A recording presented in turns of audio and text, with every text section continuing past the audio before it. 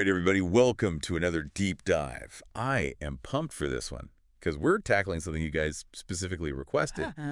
We're going deep on youth-centered education. Nice. Got this super interesting excerpt about reimagining education, and I think it's going to spark some awesome conversations. Really interesting stuff. This excerpt just dives right into this, like, profound question right off the bat. What would education look like, if we really put young people at the center? Yeah, it's almost like revolutionary, isn't it? Yeah. It's like we're so used to the way things are that it's like hard to even imagine something totally different. Yeah. But this excerpt, it doesn't just like throw the question out there. Yeah. It actually jumps into some concrete ideas like amplifying student voices and actually letting them make decisions. Yeah, I see what you mean. Have a say in how things are run. And that's what's so interesting, right? It's not just like asking, what color they want the classroom walls to be. Right. It's like recognizing them as stakeholders, giving them real agency in their education. It even talks about involving them in school improvement initiatives and curriculum design. Okay, so that all sounds great in theory, but like, how does that play out in an actual school? You know what I mean? Yeah. Do we just like hand them a textbook and say, rewrite this? I mean, it's more nuanced than that, right? Think about it. Who knows better what's working and what's not than the students? And just so we're clear, like curriculum design, that's the whole process of deciding what's taught, how it's taught, and how they figure out if you learned anything.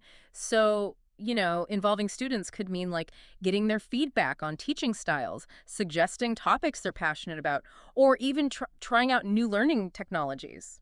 So like, imagine students getting to weigh in on whether they would learn history better through a traditional lecture or like by creating a historical documentary. Exactly. Or giving feedback on how tests are structured. Yeah. Like maybe they feel like those multiple choice quizzes just don't capture what they actually know. Yeah, right.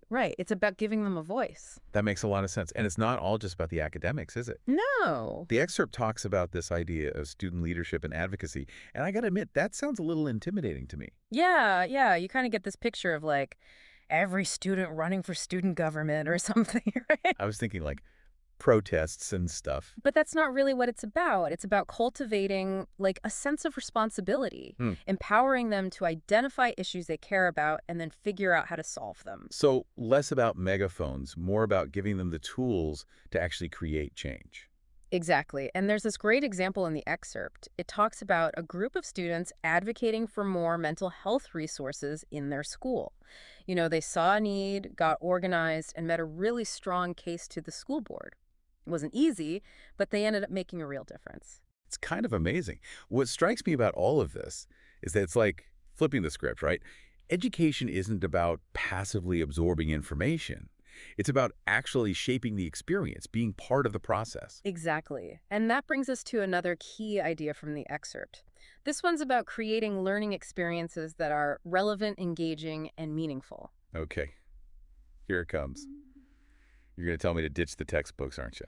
Well, let's just say we need to challenge this whole traditional idea of what relevance even means. Like, is memorizing a bunch of facts and figures from a textbook truly relevant if it has nothing to do with the student's life or their passions or what they want to do in the future? This excerpt's all about tapping into those things. All right, I'm with you. I see where you're going with this. So instead of just teaching fractions, maybe students get to design a video game where, like, understanding fractions is the key to winning. Exactly. Or in history, instead of memorizing all those dates and battles, they get to research their family genealogy and connect it to actual historical events. All of a sudden, history isn't just some story in a textbook, it's part of their story, I love that. It really highlights the point that it's not just about what we teach, but how we make it matter to students, how we connect it to what they actually care about. Absolutely. And all of this, the student voice, the leadership, the relevant learning experiences, it all comes together in this final point the excerpt makes about creating a culture of collaboration and empowerment. Okay, the culture piece. That feels big. Kind of abstract, too. It is big. It goes way beyond just the student-teacher relationship. We're talking about building a whole community where every single voice is valued, where students feel safe to take risks, mess up, and learn from each other. So it's like shifting the power dynamics, right? Instead of everything coming from the top down, it's more like everyone working together. Exactly. Now, that is a long-term goal, and it's not going to be easy. But even small steps can make a difference, like regularly getting feedback from students on lesson plans, or having students help create classroom rules. These might seem like small things, but they can have a big impact. Wow, this whole deep dive, it's given me a whole new way of thinking about education. It really is like a whole new way of looking at things. I'm starting to see how these ideas could really change everything about how we learn.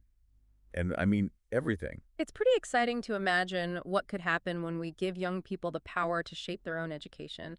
So I'm curious, what really resonated with you? Honestly, it's the idea that we're not just talking about making school more fun. You know, Yeah. this is about something much deeper. It's about creating a system where students feel truly seen, heard, and empowered. And it makes me wonder, what role can each of us play in making that happen? Even if we're not teachers or principals. That's a good question. I think that's something all our listeners should think about. Thanks for joining us for this deep dive. This was amazing. Yeah. Really thought-provoking conversation. See you next time. See ya.